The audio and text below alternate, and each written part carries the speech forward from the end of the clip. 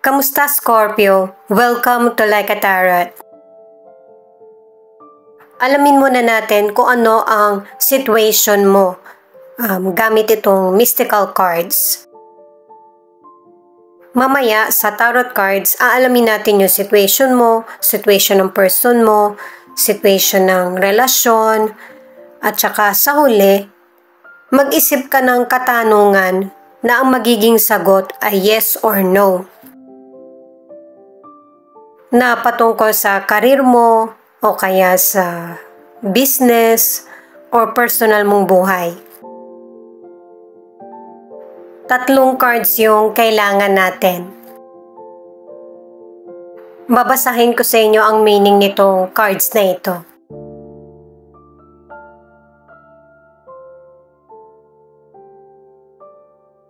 Ibig sabihin ng card na ito, may mga magical result yung mga pagsusumikap mo na ang akala mo, yung inaasahan mo lang talagang darating, pero mas higit pa. Katumbas siya ng mga ipinapakita mong maganda sa kapwa.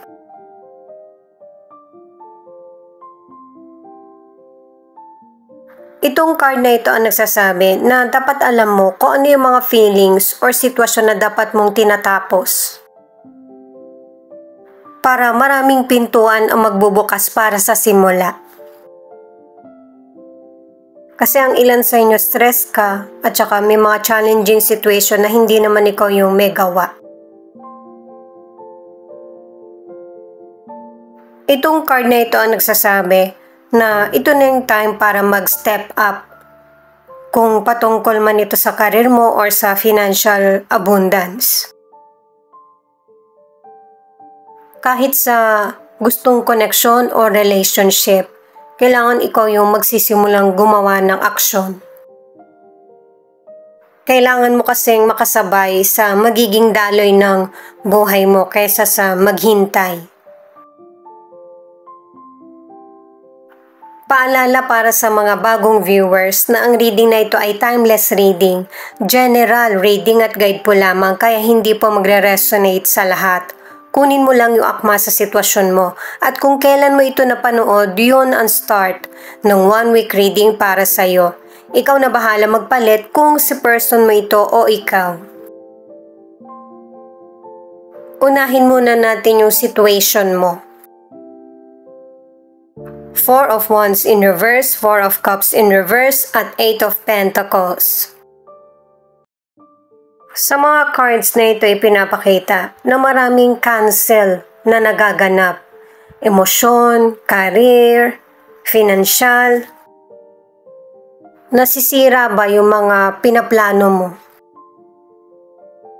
Ang ilan sa inyo binigyan ka na ng pangitain o kaya signs pero binaliwala mo ito. Ang maganda nito, yung personal fulfillment. Nangyayari ito dahil sa ikaw mismo yung tumutulong sa sarili mo. Marami kang paraan at saka talent na nagagamit mo sa anumang sitwasyon. Sa career o negosyo, dinodoble mo yung pagsusumikap mo para yung achievements ay mabilis dumating. May mga negatibong nangyayari man sa buhay mo pero mas tinitingnan mo yung ibang option kahit na maliit ang tsansa nito. Unti-unting umaayon sa iyong kapalaran, lalo na kung naghahanap ka ng trabaho, mahanap mo yung posisyon na gusto mo. Ang ilan sa inyo, yung trabaho na gusto mo ay pinag-aaralan mo. Ang ilan naman sa inyo, mas hinahasa mo pa yung kakayahan mo. Kasi demanding yung boss mo or yung tao sa paligid mo. Sa mga single, ang ilan sa inyo, itong 3 cards na ito ang nagsasabi na mas inuuna mo na mataguyod mo muna yung sarili mo. Yung magkaroon ng stable na trabaho or pamumuhay. Ano man ang gender mo, kaya ito yung nasa isip mo kasi gusto mo na mas maging magaan yung pamumuhay nyo ng makakarelasyon mo or makakatuluyan. Ang ilan sa inyo na nasa relationship, isa sa inyo ng person mo ang hindi kayang mag-commit. Kasi ang ilan sa inyo, nangako siya or nagkaroon na kayo ng kasunduan na magpapakasal. Pero meron siyang kakulangan sa financial. Nasobrahan na siya ng focus sa trabaho dahil sa responsibilidad. Ang importante ay kayong dalawa, hindi sa kung ano yung material or ano man yung sasabihin ng iba. Knight of Swords, Eight of Swords, at Six of Cups. Itong person mo, kahit na magpakita siya sa iyo ng malakas yung loob niya or nagagalit siya, masakit siya magsalita, ipinaparamdam niya sa iyo na okay yung situation na masusolusyonan, pero ang totoo, hindi rin siya makapag-focus. Meron din mga sitwasyon na hindi niya kayang resolbahan. Ayaw niyang magpabilanggo sa problema or sitwasyon, kaya pipilitin niya na mag-move on. Nakadalawang cards na siya para sa kalungkutan. Naapektuhan siya sa sitwasyon, kaya mas pipiliin niya na magbakasyon o kaya libangin ang sarili. Ang ilan sa inyo sa financial, magkakaroon ka na ng successful na plano para sa financial at saka may darating na good news. Ito yung magiging kasagutan sa problema mo sa financial. At saka kapag ka meron ka, hindi ka nakakalimot sa kapwa mo, lalo na sa mga tumutulong sa iyo kapag ka gipit ka. Nakadalawang cards ka na para sa good result sa pag-aaral mo o kaya sa negosyo at career, na magbibigay sa iyo ng magandang kita sa future. Ang ilang single, kung hindi ka napakitaan ng magandang trato ng nakaraan mong relasyon, ngayon niya nare-realize na maraming maganda patungkol sa iyo, na marami siyang na-miss na pagkakataon, at ang ilan sa inyo may posibilidad na magbalik itong dati mong nakarelasyon. Pwedeng kausapin mo siya or pakitaan mo siya ng mabuti, pero yung balikan, walang sinasabi yung cards. Ang ilan na nasa relationship, nag-uumpisa ng mag-improve ang relasyon nyo ng person mo. Ano man ang nangyayaring problema sa relasyon nyo ng person mo, maayos nyo ito. May mga bago kayong susubukan at saka goals na sisimulan para mapatibay yung pangarap nyo. Guys, general reading ito kaya ikaw na lang magpalit kung si person mo ito o ikaw. Ito naman yung cards para sa relasyon nyo. Two of Pentacles, Page of Wands, at Ten of Cups. Yung mga nangyayaring problema sa relasyon nyo ng person mo, natural na problema na darating sa inyo.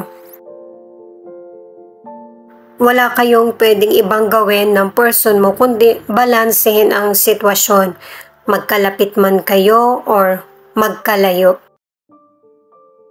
Pero nakatatlong cards na LDR ang koneksyon ng ilan sa inyo sa relationship. Pinapakita rin kasi na nagpapadala yung person mo ng financial o kaya parcel o kaya nakakahon. Sa kalusugan, kung meron mang may sakit sa inyo ng person mo, hindi naman ito magtatagal. Magkakaroon din ng unti-unting recovery. Nakadalawang cards ka na para sa good health. Mga minor illness or kaya injury ang mararanasan mo. Pero importante pa rin na pangalagaan mo yung sarili mo. Ang ilang single naman, meron kang pag-aalinlangan patungkol sa love. Pero wala ka ring magiging choice kasi may in love ka talaga. At yung mga dating taong nakakasama mo o kaya yung loved ones mo, magiging konti na lang yung panahon mo sa kanila. kasi mas bibigyan mo ng atensyon yung ikinakatuwa ng puso mo. Nabanggit ko na yung patungkol sa relasyon kanina, kaya dito na tayo sa final card. The World. Itong card na ito ang nagsasabi na huwag kang matakot sa realidad ng buhay, na may mga hardship kasi mamamanage mo pa rin naman ito at saka makakabangon ka pa rin at magsisimula ng panibagong journey na tatahakin.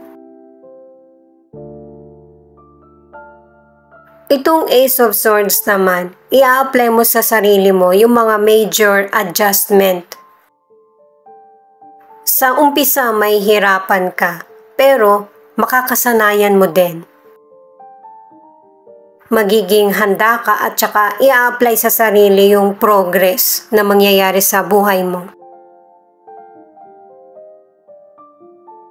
Itong last card naman ay Six of Wands. Mas paplanuhin mo yung mga pang long term na goal. Marami kang successful na cards sa career, sa negosyo, at saka sa love.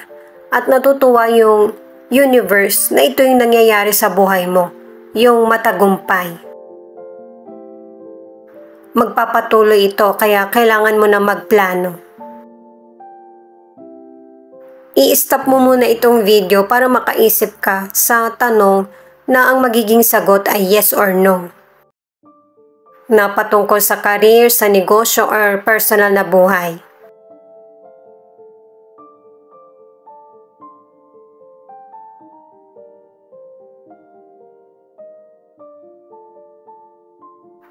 Ang sagot ay yes.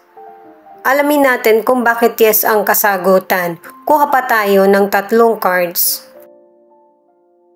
Salamat sa mga nag-like, share, comment, and subscribe. Ingat po kayo palagi saan man kayo naroon.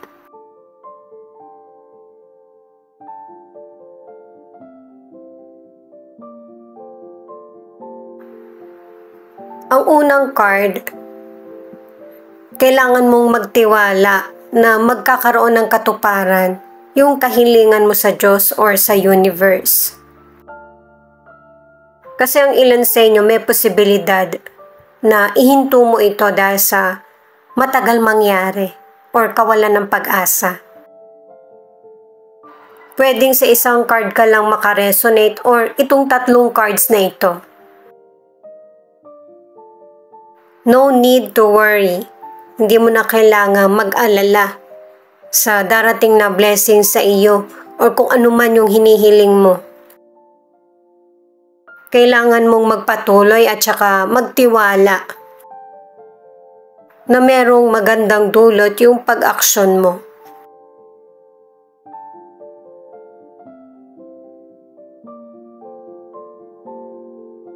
Maganda pa rin yung message kasi yung sitwasyon mo, merong improvement. Kaya kailangan mo magtiwala at saka hindi kailangan mag-alala. Ipagpatuloy kung ano yung mga nasimulan mo.